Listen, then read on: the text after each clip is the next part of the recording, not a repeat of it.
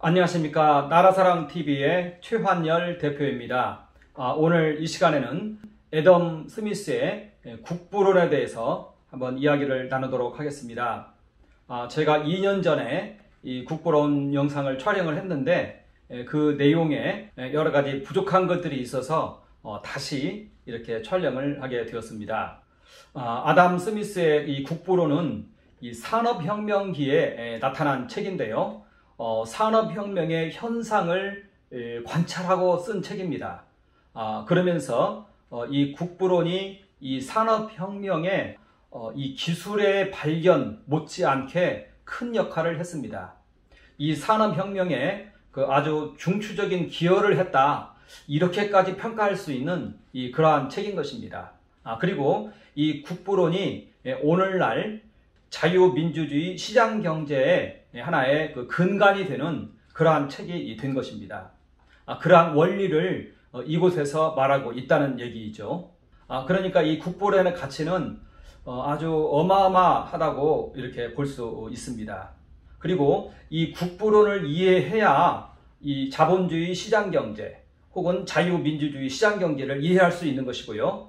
그리고 이 국부론을 공부하지 않고 자본론, 마르크스의 자본론인데요, 그 책을 먼저 보면은 이건 거의 자본론에 현혹되어서 넘어갑니다.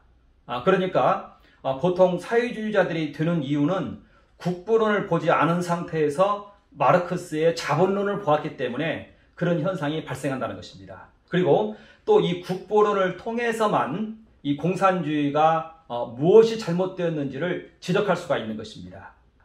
그렇기 때문에 이 국부론에 대해서는 우리가 사실은 어떤 의미에서는 면밀하게 이해를 하고 있어야 되는 그러한 책이라는 것입니다. 우리 이러한 것을 좀 참조로 이해를 하고 이 내용을 한번 살펴보았으면 합니다. 이 국부론의 하나의 큰 전제가 되는 그러한 하나가 있는데요. 그것은 아담 스미스가 도덕 감정론이라는 책을 이 국부론보다 먼저 저술했습니다. 이 도덕 감정론은 이 1759년도에 써졌고요. 이 국부론은 1776년도에 써졌습니다. 그리고 이 산업혁명은 1760년에서 1840년경까지를 이제 1차 산업혁명이라고 얘기합니다. 그리고 이 1차 산업혁명을 주도한 그 제품은 이제 모직물이었던 것입니다. 그리고 이 산업혁명의 결과 영국은 사실은 해가 지지 않는 나라가 되는 그러한 이름을 얻게 되었습니다. 이 국부론의 아주 중요한 출발점을 이루는 그 책이 이 도덕 감정론에 이렇게 나타나 있는데요. 이제 애덤 스미스의 이 선생이 프란시스 허치슨입니다. 이 프란시스 허치슨이 어떤 얘기를 했냐면요, 도덕 감각이 우리에게 있다고 얘기했습니다. 우리 모든 사람 마음에는 도덕 감각이 있다, 하나의 양심과 같은 그러한 것이죠. 그리고 이것이 바로 도덕의 원천이다, 이렇게 말했습니다. 그런데 우리 안에 있는 아주 선험적으로 본능적으로 우리에게 어떤 의사결정을 하는 패턴이 있더라는 것입니다. 그리고 그 패턴은 바로 우리에 대한 자애심으로 의사결정을 하더라, 이렇게 얘기하는 것입니다. 그러니까 자애심은요, 사실은 생존 본능인 것입니다. 자기가 생존하기 위한 본능, 이것이 바로 이제 자애심이라는 것입니다. 이것으로 모든 의사결정을 하더라는 것입니다. 그러므로 이것은 도덕적이다, 이렇게 말을 한다는 것입니다. 그래서 우리 안에 있는 자애심, 이것은 선하다, 이렇게 말합니다. 그러니까 어떤 사람이 자신의 이익을 위해서 공부를 열심히 합니다. 그리고 어떤 사람이 자신의 이익을 위해서 사회봉사를 열심히 합니다. 이게 전부 자애심에서 나온 행위인 것입니다. 그러니까 이 자애심을 선하게 바라봐야지, 또 도덕적 행위로 바라봐야지, 이것을 정죄하면 안 된다, 이렇게 이제 얘기를 했던 것입니다. 자, 그러면서 이제 또 데이비드 휴미 있는데요. 이 같은 글래스고 대학에서 이렇게 이제 그 강사 생활하고 그랬습니다. 이 데이비드 휴미 또 어떤 얘기를 하냐? 우리 안에는 우리의 자애심뿐만 아니라 공감 능력이 있다는 것을 얘기합니다. 그러니까 공동이익에 대한 감각이 있다, 이것을 말합니다. 그래서 우리 안에는 공동이익에 대한 감각이 있다는 것입니다. 그러니까 자애심을 발휘하되 다른 사람을 해치면서까지 자애심을 발휘하지 않는다는 것입니다. 바로 이와 같은 공감 능력이 우리 안에 있고 이것이 사회 질서를 유지하는 힘이다. 이렇게 이야기를 했던 것입니다. 그리고 애덤 스미스는 여기에다가 그러한 능력이 우리 각 사람 안에 있다. 이렇게 말합니다. 공감하는 관찰자가 모든 사람들의 마음에 심기워 있다. 이렇게 말을 한다는 것입니다.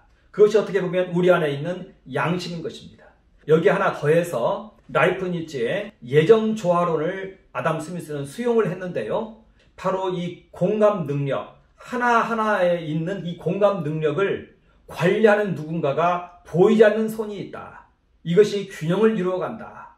이러한 것을 이제 라이프니츠의 예정조화론을 통해서 이제는 받아들일 수밖에 없는 그러한 상황 가운데 있었다는 것입니다. 그러니까 어떤 개인이나 단체가 모든 것을 계획해서 이런 모든 것들을 컨트롤하는 것이 아니라 우리 각 사람 안에 있는 이 공감 능력이 수요와 공급의 법칙을 따라서 이 보이지 않는 손의 조화에 의해서 수요와 공급을 조절한다. 이렇게 얘기를 했던 것입니다. 그러니까 아담 스미스의 이 국부론의 이 큰 베이직에는요, 예정 조화론이 있고요. 그리고 그것은 바로 하나님의 손이었던 것입니다.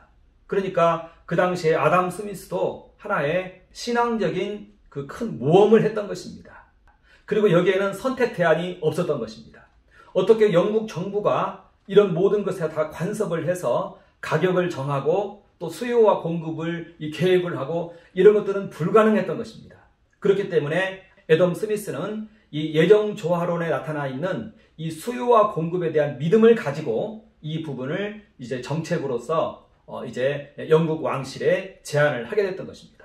그리고 영국 왕실은 이러한 제안을 받아들였고 그리고 이 제안 따라서 이제 시장에 이것을 맡겼던 것입니다. 그랬을 때 산업혁명이 폭발적으로 이제 결실을 맺게 되었다는 것입니다. 영국 왕실에서도 이 문제는 굉장히 심각했습니다. 도시에는 빈민들이 차고 넘치고 폭동이 일어나는 그러한 상황 속에서 영국 왕실 측에서도 어떻게 할 수 있는 도리가 없었던 것입니다. 이때 애덤 스미스가 이러한 논리를 가지고 이 국부론을 가지고 나왔던 것입니다. 그리고 이 국부론에 있는 많은 내용들이 이제는 정책으로 채택이 되어서 산업혁명이 일어날 수 있는 그러한 계기가 되었다는 것입니다. 그 당시에는 모든 나라에서 중농주의 또는 중상주의의 정책을 취했습니다. 그것이 바로 국가의 부를 극대화한다 이렇게 말했던 것입니다. 그런데 애덤 스미스는 여기에서 이제 공업주의를 가지고 나왔던 것입니다. 그리고 그 공업주의를 말하는 책이 바로 이 국부론인 것입니다. 이제 이 국부론 이제 출발점이 국부론의 맨 앞장이 바로 이제 국부란 무엇인가 여기서부터 출발합니다. 그리고 이 내용이 제일 좀 중요합니다. 이걸 잘 이해를 해야 됩니다. 제가 전번 강의에서 이 부분에 대해서 논리가 좀 약했습니다. 그래서 제가 다시 이제 이 동영상을 좀 제작을 하게 되었는데요. 바로 이 단어입니다. 부의 원천은 노동이다. 그러면서 연간 노동은 그들의 연간 소비하는 생필품 등 전체를 공급하는 원리이다. 이렇게 말했습니다. 자, 그런데 전 여기에서 전번 강의에서는 소비를 강조해서 얘기했습니다. 그런데 그 해석에 좀 하자가 있다고 저는 판단이 되어졌고 여기에서는 이제 노동 자체에 대해서 설명을 하고자 하는 것입니다. 그러니까 애덤 스미스가 여기에 대해서 구체적으로 해설하거나 설명하거나 하지 않아요. 그리고 그냥 논리를 쭉 전개해요. 그렇기 때문에 여기에 대한 해석을 사실은 자의적으로 할 수 있는 그러한 여지가 있는 거예요. 그런데 명확합니다. 그것은 바로 중농주의와 중상주의와 공업주의에서의 부에 대한 이해를 통해서 우리는 이 부분이 무엇을 의미했는지를 이해할 수 있다는 것입니다. 애덤 스미스가 여기에 대한 원리 하나하나를 설명하는 것은 아니지만 이 셋을 비교함을 통해서 진정한 부는 노동에 있다. 노동에 의해서 산출되는 것이 국부이다. 이 말을 이해하면 된다는 것입니다. 이 말을 이해하기 위해서 우리 먼저 이 그림을 좀 잠깐 봅시다. 이것은 이제 케인즈가 한 얘기입니다. 생산과 분배와 소비는 일치한다. 이게 이제 수정자본주의의 핵심 하나의 출발점이 됩니다. 여기에서 생산은요, 우리가 일반적으로 알고 있는 GDP가 바로 생산물 가치의 합계를 GDP라고 얘기합니다. 국내 총생산이죠. 자, 그런데요, 이 국내 총생산은요, 만들어지는 단계에서 요소 비용이라는 것이 있습니다. 말하자면 원재료비나 인건비나 임대료나 이런 것들을 말하는 거예요. 말하자면 이 모든 생산물은요, 이거하고 동일하게 이게 전부 분배가 되어집니다. 그러니까 어떤 생산물이 있다고 합시다. 어떤 그 기업에서 1년 동안 생산한 생산물이 있다고 합시다. 그 생산물은요, 그 생산을 하면서 요소 비용으로 전부 분배가 되어집니다. 그리고 이것이 이제 각 개인들의 소득이 되어지는 것입니다.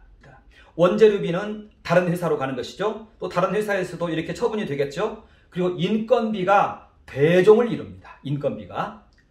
그리고 그러고도 남는 것이 잉여입니다. 잉여. 잉여는 자본가에게 귀속이 됩니다. 이와 같이 이 모든 생산물은 이렇게 처분이 되어진다는 것입니다. 이것이 만들어지는 과정 속에서 모든 경제 주체들의 소득으로 자리 잡고 있다는 것입니다. 그렇기 때문에 이 소득은 일자리를 말하는 것입니다. 그러니까 이 GDP의 크기와 일자리의 크기가 같은 것입니다. 그래서 자꾸 어느 한 나라의 경제를 말할 때 GDP라고 얘기하는데요. 그 GDP는 사실은 그 나라의 일자리하고 같은 개념인 것입니다. 그리고 이렇게 해서 이 사람들이 소득을 얻었죠. 이 소득으로 이 만들어낸 것을 우리 회사에서 만들어낸 것뿐만 아니라 모든 다른 회사에서 만들어낸 그것들을 다 합친 것이니까요. 이것을 소비를 하는 것입니다. 이걸 가리켜서 생산, 분배, 소비의 이 삼면 등가의 원칙이라 이렇게 말합니다. 여기 이 소비하는 과정 속에서 우리의 만족과 우리의 삶이 유지가 되는 거겠죠. 제가 왜 이것을 설명했느냐, 이제 그 다음을 좀 한번 설명을 들어보면 이 설명이 무엇인지를 이제 우리가 이해할 수 있습니다. 자, 이제 우리는 이 당시의 경제정책인 중농주의와 공업주의를 좀 비교를 해봐야 되겠습니다. 그 당시에 모든 나라들이 이 중농주의 정책을 택했어요. 중농주의가 농업을 중시해서 이 토지에서 나오는 이 생산물, 이것이 국부이다 이렇게 얘기했습니다. 이게 어떻게 보면 틀린 얘기는 아니죠. 그래서 모든 나라들이 농업 중시하는 정책을 폈습니다. 그리고 그 다음에 이제 중상주의가 좀 나오고요. 그런데 이제 공업주의를 한번 봅시다. 공업주의. 공업주의는 어떻게 되냐면요. 여기에서 이제 원재료겠죠. 원재료. 여기에서 이제 생산물이 나타납니다. 생산물이. 이게 공업주의에서 나온 생산물입니다. 자, 여기에서 이제 중농주의에서의 그 부는요. 이 생산물이 부인데요. 이것은 누구의 소득이 되느냐? 전부 지주의 소득이 되는 것입니다. 지주의 소득. 여기에서 소작인들의 그런 노동은 그다지 이 생산물을 산출해내는데 크게 기여하는 것이 아닙니다. 이 땅이 이 모든 생산물을 산출해내기 때문에 그렇습니다. 그렇기 때문에 이 생산물을 이 노동자들에게 다 배분을 해주지 않아요. 왜냐하면 이 생산물의 모든 내용물이 이 자연에서 그냥 흘러나온 거예요. 그런 것이기 때문에 이것을 지주들이 다 나눠주지 않아요. 그 사람들이 없어도 이 생산물은 나오는 거예요.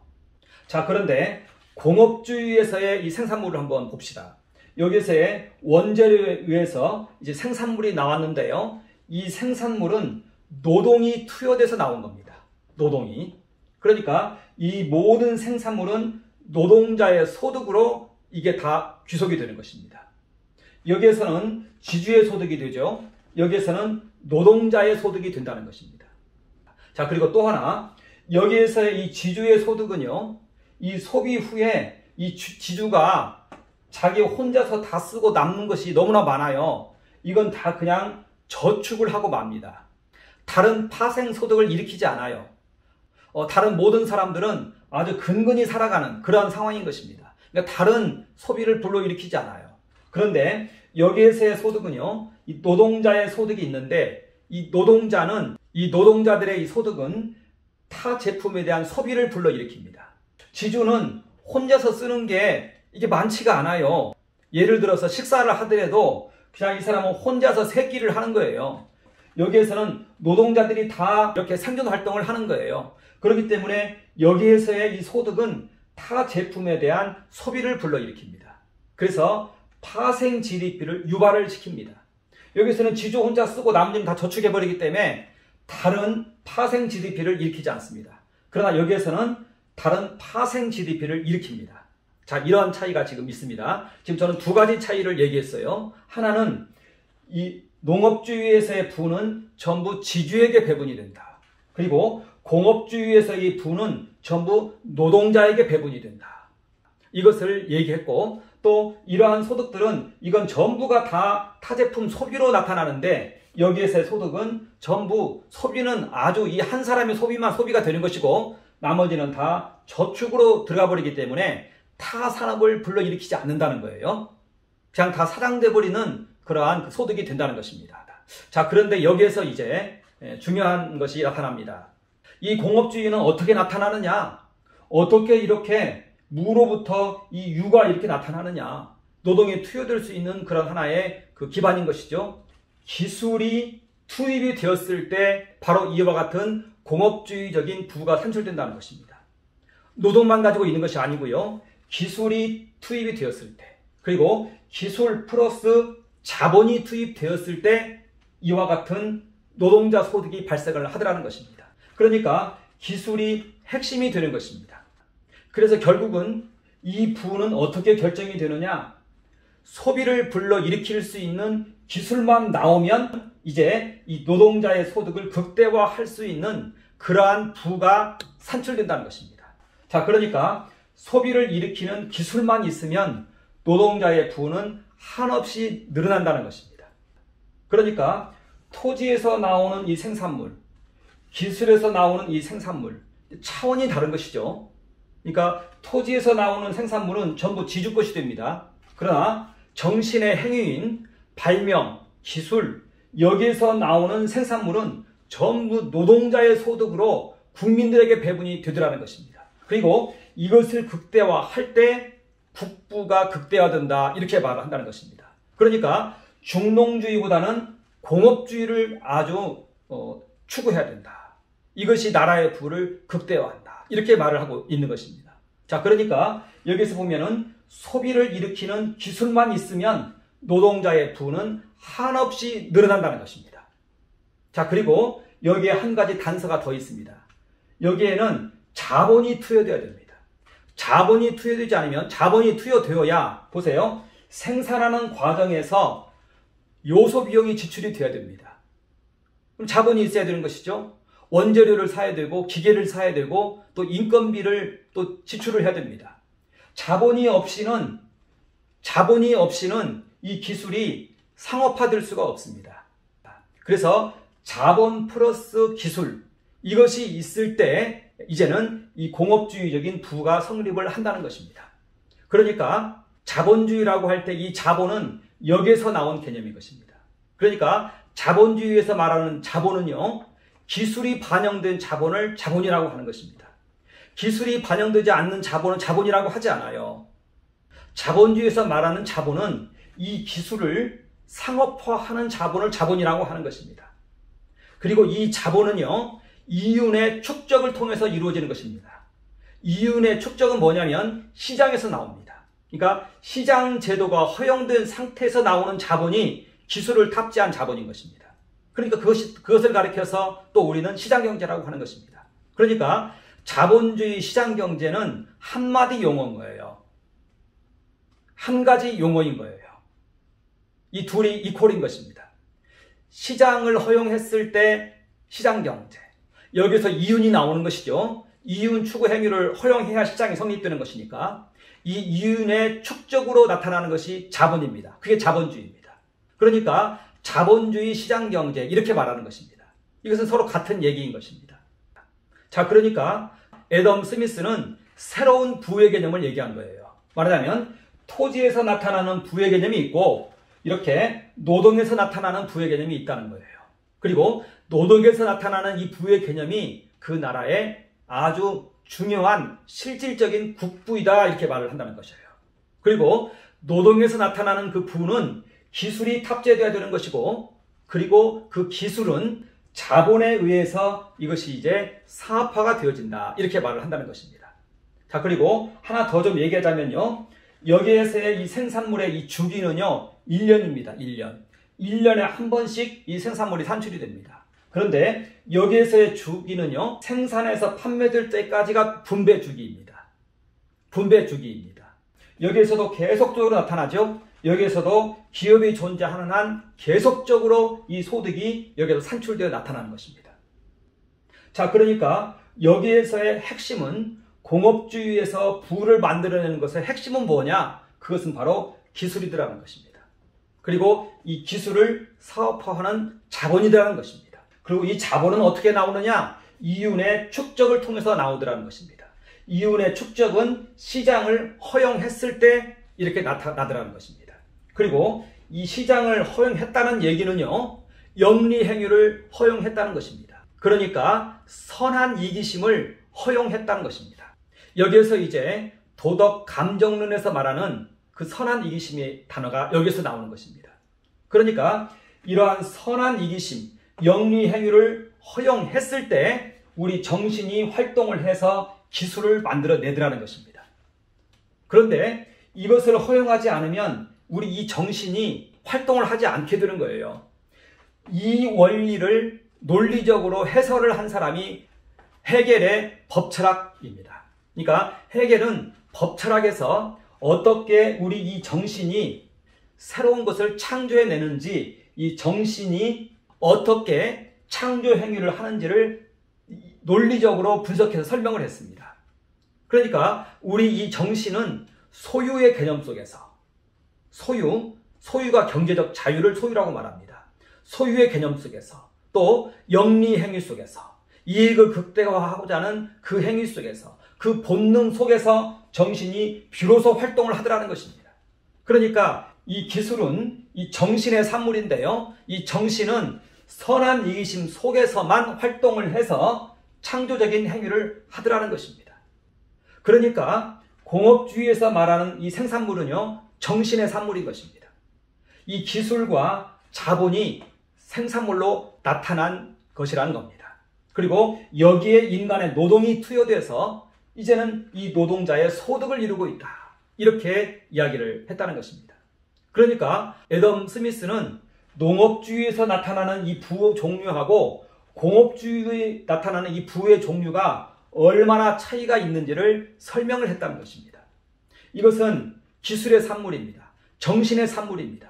인간의 노동은 부수적으로 들어간 거예요. 그리고 이 노동이 들어갈 수 있도록 만든 것이 자본인 것입니다. 그리고 이 자본은 시장의 이윤 추구 행위에서 축적된 이윤이 자본입니다. 그러니까 국부론이나 여기에서 말하는 자본의 개념은요, 축적된 이윤을 자본이라고 합니다.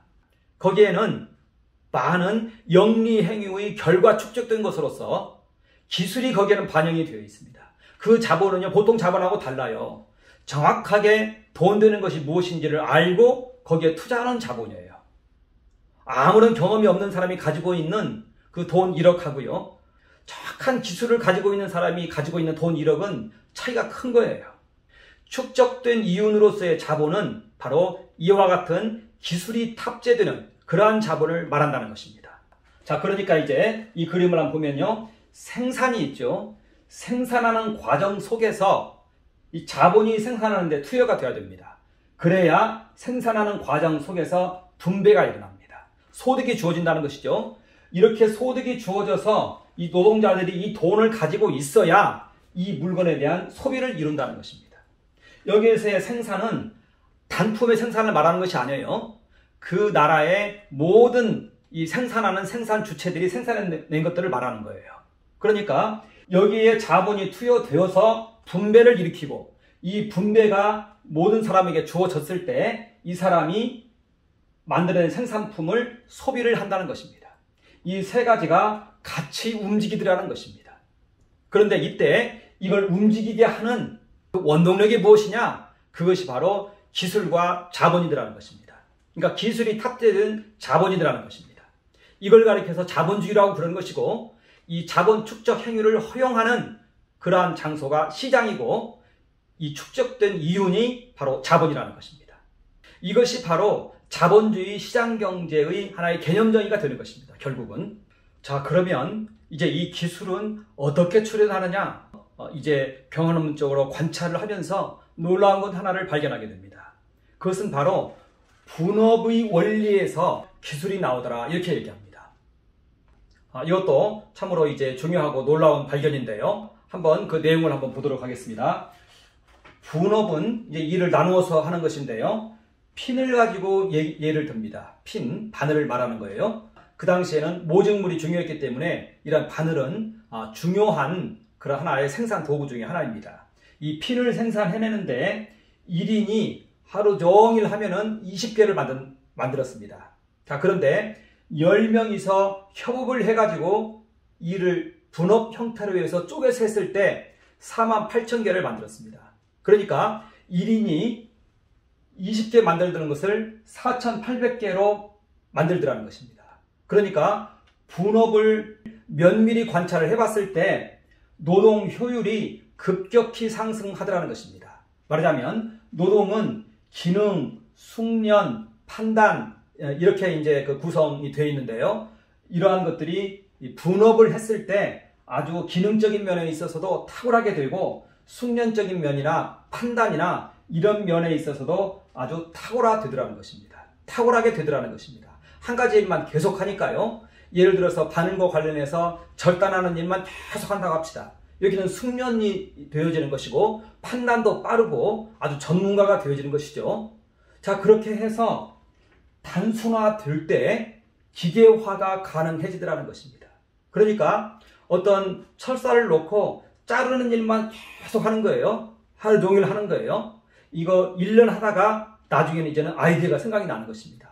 기계가 그렇게 나온다는 것입니다. 그러니까 단순화된 공정 속에서 기계가 출현하더라는 것입니다. 말하자면 철사로부터 해가지고 자르고 구멍 뚫고 연마하고 이런 모든 것을 한꺼번에 기계화할 수는 없고 하나하나 짜게어져 있을 때 하나하나 분업화되어 있을 때 거기에서 이제 내 창의성이 발휘가 돼가지고 기술이 나오더라는 것입니다. 그리고 거기에서 기계가 나오더라는 것입니다. 기술이 이렇게 출현하더라는 것입니다. 그러니까 어떤 사회에서 얼마나 분업화가 진행이 되어 있는지 여부가 그 사회의 이 전문화된 정도를 말한다, 이렇게 말합니다. 그리고 얼마나 분업화 되었는가에 의해서 직업의 수가 결정이 되어진다.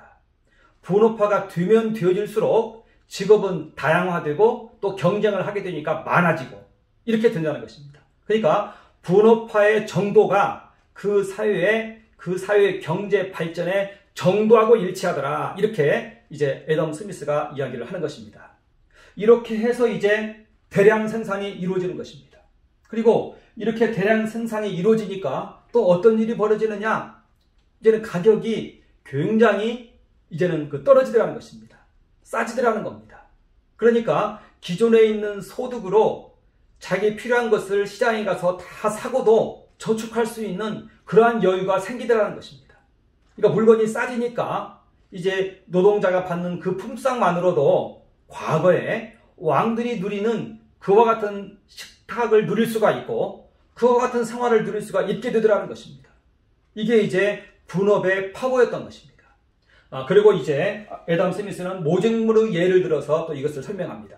자, 그러면서 양털깎기가 이제 양털을 깎습니다. 양털만 막 깎는 거예요. 그리고 어떤 사람은 이것을 수집하기만 합니다. 그리고 한 곳에 모으기만 합니다.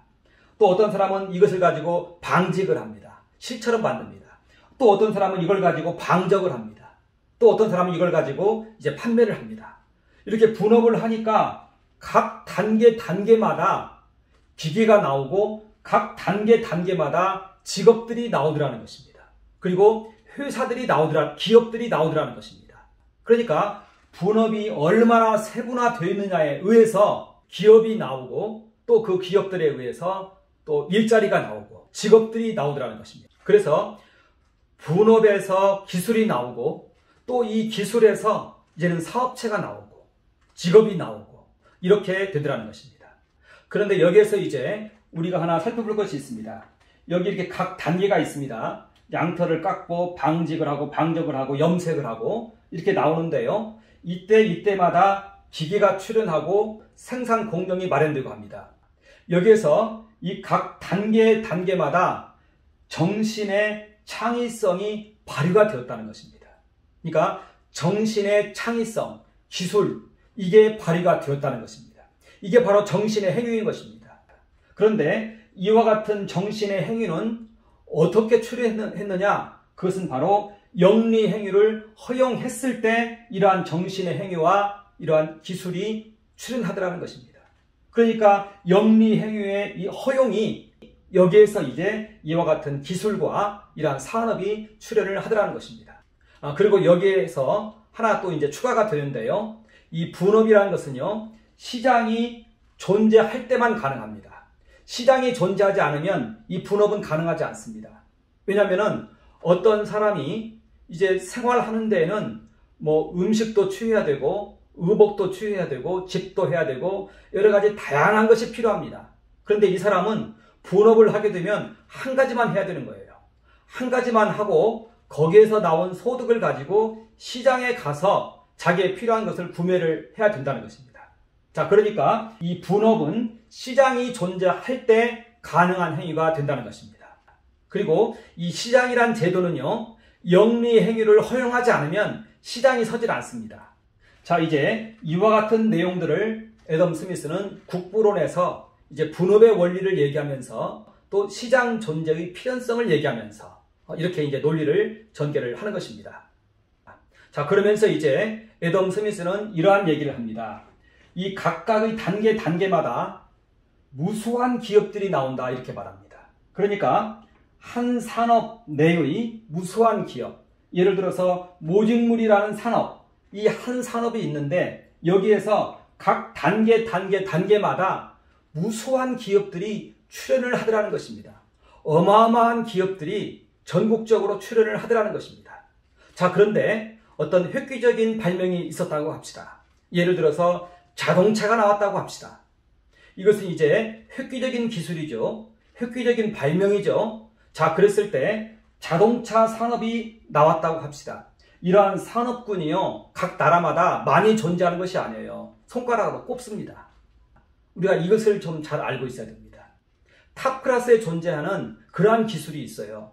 요게 하나가 나오면 어마어마한 산업군이 열리는 것이에요.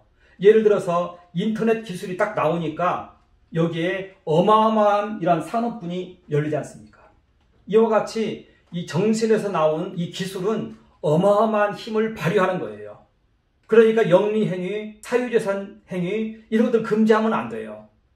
그러면 이런 산업군이 나올 수가 없어요. 그러나 영리행위가 허용이 되고 정신의 활동이 장려가 되었을 때 소유가 바로 자유의 맨 꼭대기에 있습니다. 소유의 자유가. 여기에서 정신이 활동하는 겁니다. 소유의 자유를 뺏어버리면요, 정신이 활동을 하지 않아요. 자, 어찌됐든 한 산업이 나왔다고 합시다. 자, 이랬을 때 자동차의 예를 한번 들어봅시다. 지금 우리나라 자동차 한 대를 만드는데 부품이 2만 가지가 들어갑니다. 자, 그리고 그 2만 개에 5개의 하청사가 있다고 합시다. 각 그 부품 하나마다. 그러면 10만 개의 사업장이 있는 겁니다. 그러면 이 10만 개의 정신들이 창의적 행위를 하고 있는 거예요. 이 각 단계마다 정신들이 창의적 행위를 하거든요. 10만 개의 정신이 창의적 행위를 하는 겁니다. 그러나 계획경제는 어떻습니까? 맨 꼭대기에 있는 그 사람 혼자만 창의적 행위를 합니다. 10만 개가 창의적 행위를 하는 거하고 맨 꼭대기에 있는 그 혼자서 창의적 행위를 하는 거하고는 이것은 천양지차인 것입니다. 러시아는 계획경제를 한번 시도를 했어요. 스탈린이요. 거기에는 한 사람의 창의성만 있는 거예요. 거기는 아주 둔탁한 그러한 그 자동차가 나오는 것입니다. 10만 개의 하청사들이 이 정신들이 활동을 한 거하고 혼자서 활동한 거하고는 다르죠. 그리고 우리나라에 이 자동차사가 3개사가 있습니다. 이 3개사가 이 창의적 활동을 하게 되면 여기에 이제 곱하기 3을 해야 되는 것입니다. 그러면 30만 개의 이 정신들이 아주 최선을 다해서 이 창의적 활동을 하는 것입니다. 그리고 그 각 회사마다 10명씩의 직원이 있다 합시다. 거기에서 300만 개의 일자리가 나오는 것입니다. 이런 기업 하나가 외국으로 이전을 해버리면은요, 300만 개의 일자리가 사라져버리는 거예요. 자, 여기서 또 하나 더 봅시다. 우리 파생 부가가치가 있다고 그랬죠. 그건 뭐냐면요. 이렇게 생산물을 통해서 노동자의 소득이 있어요. 이제 이 300만 명이 소득을 올렸어요. 이 사람들이 전부 자동차만 사는 게 아니에요. 타 물품을 삽니다. 타 물품을. 그러면 이 모든 부가가치를 소비를 함을 통해서 타 제품을 구매를 해줍니다. 그래서 파생 GDP가 또 출현을 하는 것입니다. 이게 파생 GDP입니다. 우리나라에 4대 기업이 있죠. 기업군도 아니에요. 그냥 4대 기업. 뭐 삼성전자, 현대자동차 이런 식으로 해서 4대 기업이 있다 합시다. 이 기업군이 아니에요. 그냥 이 4개 회사만을 말하는 거예요. 이 4개 회사의 부가가치, 이것은요, 그 회사의 매출이 부가가치하고 동일합니다. 왜냐하면 최종 단계에 있기 때문에 매출 자체가 부가가치인 겁니다. 그 모든 하청사들의 이 부가가치가 이 최종 생산자, 삼성, 현대, 여기에 의해서 다 나오는 거예요. 그러니까 하청사들에 있는 모든 부가가치는, 이 하청 부가가치는 전부 이 최종 생산자의 그 부가가치에 합쳐져야 됩니다. 이게 바로 삼성전자의 매출인 것입니다. 그러니까 삼성전자나 이런 데의 매출은 부가가치하고 같은 거예요.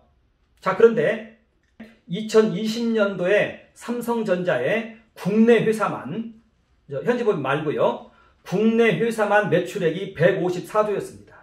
현지법인까지 하면은 254조인데요. 현지법인 것은 다 현지에서 전부 소득으로 지출이 되기 때문에 빼야 됩니다. 우리나라 것만 놓고 봤을 때 154조입니다. 이 154조가 노동자에게 다 분배가 됩니다. 또 일부는 오너에게도 분배가 되겠죠.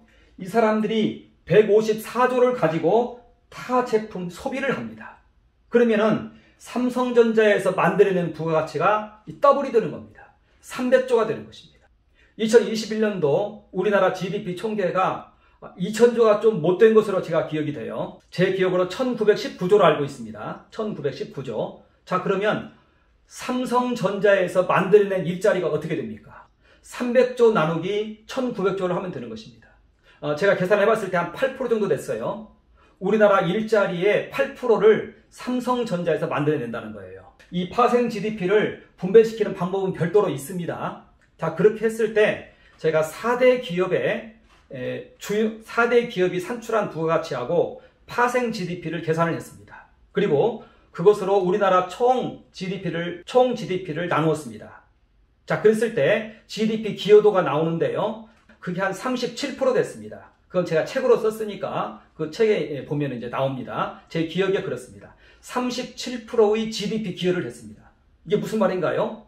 우리나라 일자리의 37%를 이 4개 회사가 기여를 하고 있다는 거예요. 제가 말하는 이 부분은 교수들로부터 다 검증받은 거예요. 세미나를 통해서 다 발표된 내용입니다.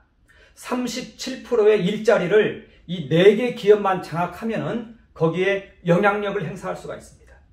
거기에 노조 심으라면 다 심어야 됩니다. 그래서 우리나라의 4개의 기업만 국가가 경영권을 장악할 수 있다면 그것이 이제 사회주의라고 말을 하는 것입니다.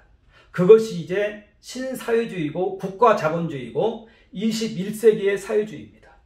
중국하고 러시아가 정확하게 이 패턴으로 되어 있습니다. 우리나라 연금이 얼마 되는 줄 아십니까? 작년도에 우리나라 상장사 시가총액이 2167조였어요. 우리나라 연금이 950조였습니다. 한 35% 될 겁니다. 연금이면 우리나라 기업들 다 살 수 있어요. 우리나라에 투자하고 있는 주식 투자 비중은 총 연금의 한 19% 정도 됩니다. 그것만 가지고도요, 우리나라 1위부터 172위까지 모든 기업의 2대 주주가 연금입니다. 우리나라에. 삼성 다 포함해가지고 말하는 겁니다. 여기에 삼성전자 이재용 씨 지분이 21%밖에 안 됩니다. 국민연금이 10%입니다. 블랙락 펀드가 5%입니다. 또 삼성생명법이 올라가 있어요. 이게 만약에 통과되면 이재용 씨는 지분 6%가 날아갑니다. 그러면 연금이 최대주주가 되는 거예요. 이게 이제 국가기업이 되는 거예요. 장하성 씨가 정책실장할 때 한국자본주의라는 책을 그 전에 냈는데요. 거기에 이런 내용들이 직접적으로는 아니지만 간접적으로 다 표현이 되어 있습니다. 이게 국민연금 스튜어드십 코드입니다. 자, 여기서 한번 봅시다. 사회주의는 뭡니까? 생산수단의 국유화를 가리켜서 사회주의, 공산주의라고 하는 것이죠. 자, 여기에서의 생산수단은 무엇이고 여기에서의 생산수단은 무엇입니까? 여기에서의 생산수단은 토지입니다. 여기에서의 생산수단은요, 기업인 것입니다. 기업. 그리고 그 기업은 최대 주주가 경영권을 장악하고 있습니다. 이게 바로 생산수단인 것입니다. 모든 사람은요, 이 생산수단, 여기에서 자신의 소득이 나와요. 여기에 종속되어 있어요. 어떤 기업 하나를 장악하면은요, 예를 들어서 4대 기업을 장악했다. 우리나라 모든 일자리의 37%, 가난한 데는 그냥 제껴놔도 돼요. 근데 전부 다의 노조를 다 공식화시킬 수 있는 것입니다. 그래서 오늘날의 생산수단은 토지가 아니라 기업이라는 것입니다. 민노총이 왜 이렇게 4대 기업 경영권을 노리고 있습니까? 바로 이것 때문에 그런 것입니다. 이게 사회주의 전략이에요. 이게 21세기의 사회주의 전략인 것입니다. 이걸 잘 알아야 되는 것입니다. 이건 우리나라에서 진행이 됐어요. 여기에 대해서 소송을 지금 하기를 원하고 있는 거예요. 이런 경영권 장악의 도구는 뭡니까? 국민연금이에요. 대한항공 경영권 교체시키는 거 봐보세요. 삼성 4대 기업이요? 이것은 일도 아니에요. 저는 이미 시도되었다고 보고 있습니다. 논의가 돼야 됩니다. 잠깐 이제 얘기가 옆으로 좀 빗나갔는데, 그런데 이 안에서 자연스럽게 이 이야기는 도출이 되고 있는 거예요. 그리고 우리나라는 현실적으로 지금 이 문제에 부딪혀 있습니다. 우파 정권이 정권 잡고 있을 때 이 문제를 해결을 해야 되는 것입니다. 공론화해야 되는 것입니다. 좌파 정권 들어오면요, 삼성은 바로 넘어가요. 제가 아까 얘기했죠. 산업군이 몇 개 안 된다고 얘기했지 않습니까? 이게 대표적인 산업군이 몇 개가 있어요. 그게 나라를 떠받치고 있는 것이에요. 국가가 어떤 기업에 대한 어떤 기업의 경영을 좌우한다 합시다. 이때부터는 그 기업은 이제 정신의 활동은 맨 머리에 있는 그 사람 혼자만의 정신으로 운영이 되는 겁니다. 이렇게 20만 개의 정신이 움직이지 않아요. 그때는 한 사람의 정신에 의해서 그 기업이 좌우되는 거예요.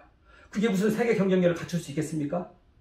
삼성 같은 데가 다 좌파들의 일자리가 되어 있다면 거기서 제대로 정신이 발휘를 하겠습니까? 그렇지 않다는 것입니다. 삼성생명법으로 인터넷 들어가서 한번 쳐보세요. 어떻게 나오는지. 거기 보면 잘 나와 있습니다. 어떻게 좌파 정권이 삼성을 국유화하려고 했는지 잘 나타나 있다는 것입니다. 제가 자꾸 흥분해가지고 이렇게 얘기한 것은 이해를 구합니다. 얘기를 계속 진행을 시키겠습니다.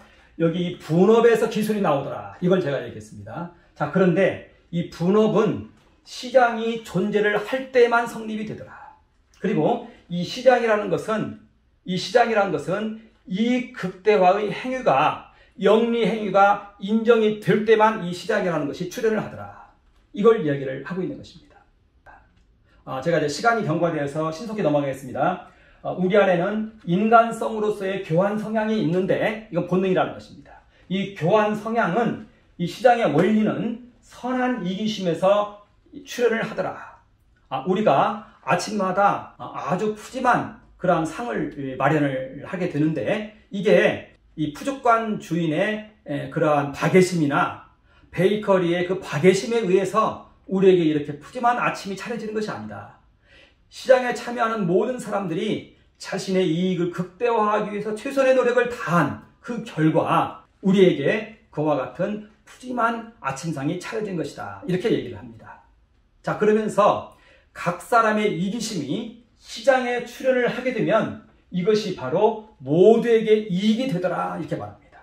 자기 애가 시장에 출현을 했을 때 이것이 바로 모두에게 이익이 되더라. 이렇게 말한다는 것입니다. 그러면서 분업을 야기시키는 시장이다. 이렇게 말합니다. 그러면서 이 시장에서는 수요와 공급이 맞아야 되거든요. 그런데 그것은 보이지 않는 손인 이 가격기구에 의해서 그 균형은 도출이 될 테니까 정부에서 자꾸 너는 얼마큼 만들고 너는 얼마큼 사고 이런 행위 하지 말라는 겁니다. 그렇게 하지 않아도 이 시장에 있는 가격기구에 의해서 어떤 사람이 얼마큼 생산하고 얼마큼 소비하고 이런 것들은 시장에서 알아서 조율을 해 나갈 테니까 시장까지 장악하지 말라는 겁니다. 시장은 자유롭게 영리 행위를 할 수 있도록 이렇게 허용을 하라. 이것을 말하는 것입니다. 이것이 이제 그 시장 경제입니다.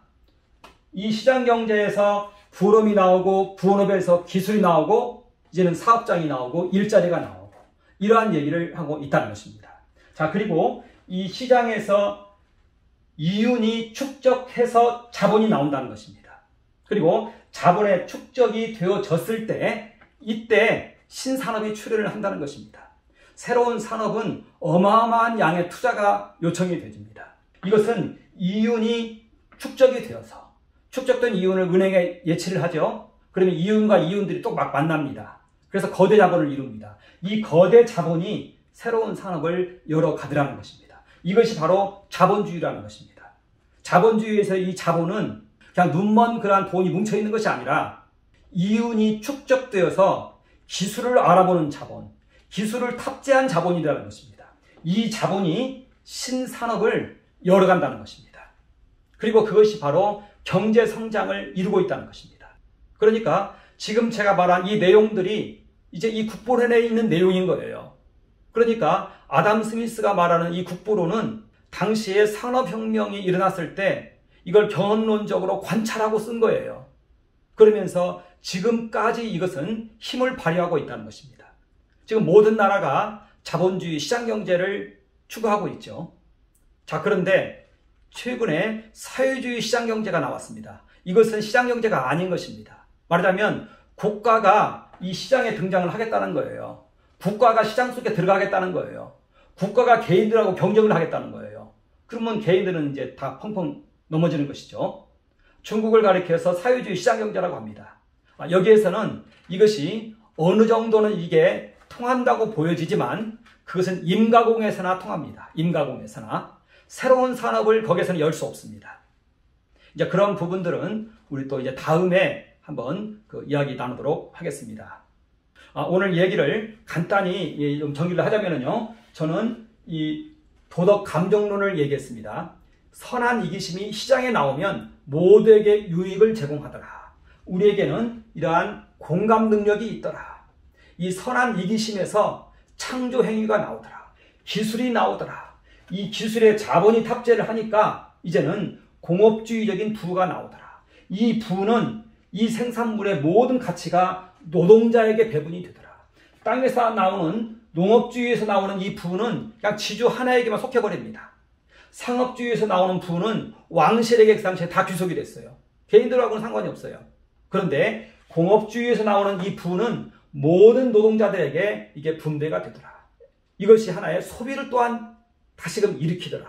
그래서 타연관 산업까지 일으키더라. 자, 이러한 것이 어떻게 출현하느냐? 분업에 의해서 나온다는 것입니다. 분업에 의해서. 분업은 무엇이냐?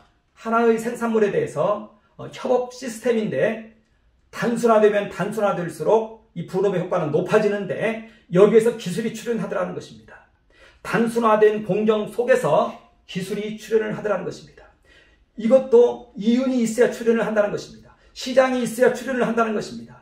영리 행위가 허용이 되어야 이 분업의 각 단계마다에서 이제 이러한 창의적인 기술이 나오더라는 것입니다. 여기에서 직업들이 나오고 기업들이 나오고 일자리가 나오더라는 것입니다. 그러면서 탁월한 기술이 나왔을 때, 자동차처럼 기술이 나왔을 때 그 나라 전체를 이제 뒤흔들 수 있는 그러한 산업들이 이렇게 출현을 하더라. 그리고 이렇게 어마어마한 산업들이 나올 때는 축적된 자본이 있어야 된다. 이것을 지금 이야기를 했던 것입니다. 그리고 이와 같은 축적된 자본을 허용하는 이와 같은 시장에서의 이윤 추구 행위와 축적된 자본을 허용하는 그러한 제도를 가리켜서 자본주의라고 한다. 그리고 자본주의 시장경제라고 한다. 이렇게 저는 오늘 모든 얘기를 정리하도록 하겠습니다. 감사합니다.